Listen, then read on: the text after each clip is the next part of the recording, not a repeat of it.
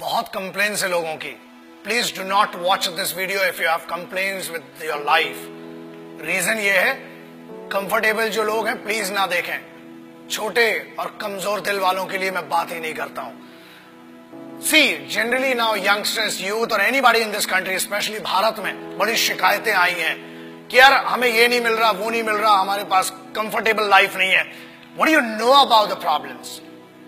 The guys, those who face the highest trouble and the biggest problems of this country, the least paid by the government, but has the biggest pride to be called the soldiers of this country and soldiers of Indian Armed Forces.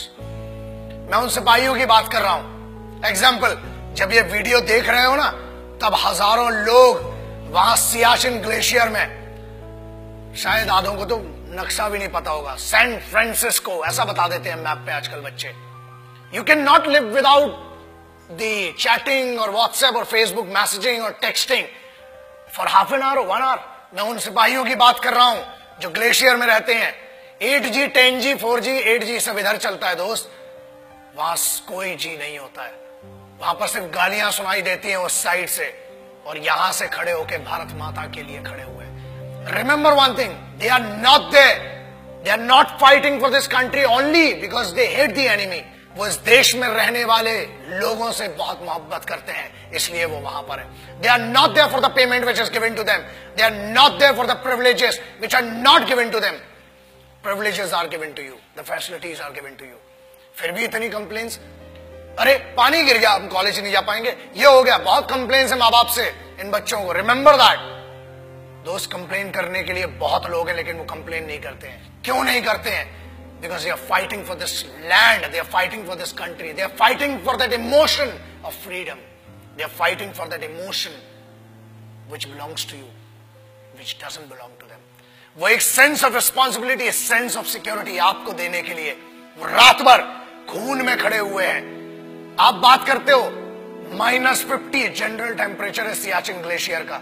-50 general. जब आप ये video देख रहे हैं, हजारों सिपाही आज भी अपने खून को सुखाकर वहां पर लड़ रहे हैं. They cock up their rifles, they write their last letters to their families, और उसके बाद एक दूसरे की नजरों में इसलिए देखते हैं कि मेरे यार ये नहीं पता कि कल मैं तेरे साथ बैठकर खाना खा पाऊंगा कि नहीं.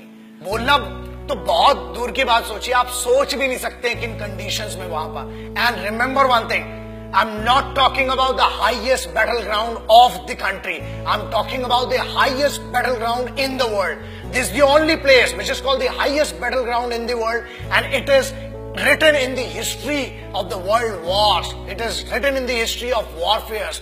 जहां लोग श्वास नहीं ले सकते ना, लोग कहते हैं कि हमने 50 या 500 मीटर की दूरी पर या ऊंचाई पर लड़ा है.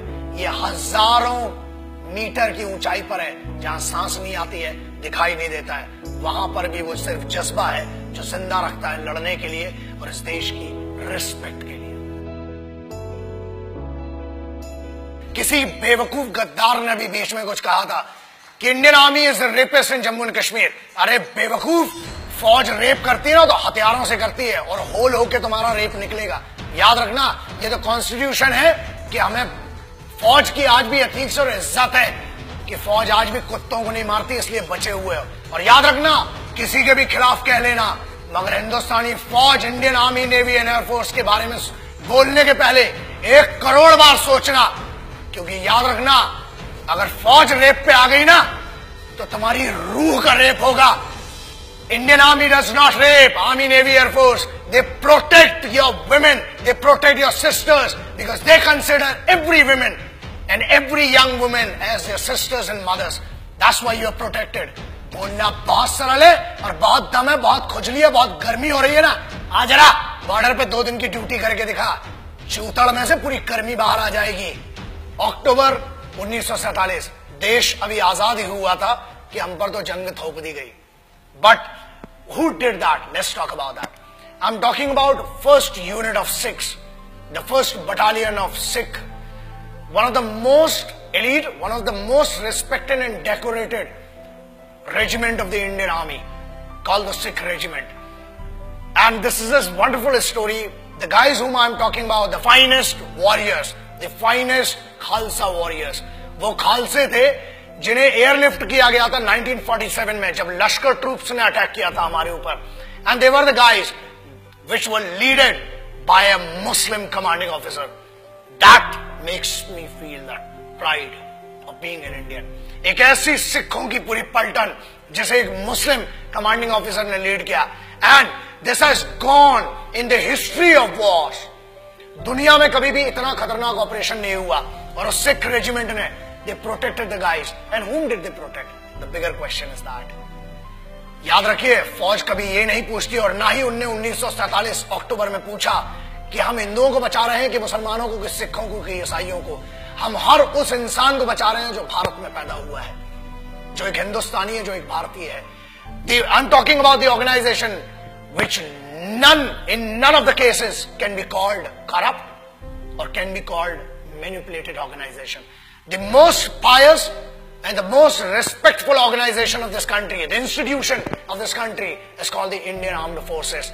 So that's why I always say respect our forces, because they are the actual protectors and actual sons of this country. Jai Hind, Vande Mataram.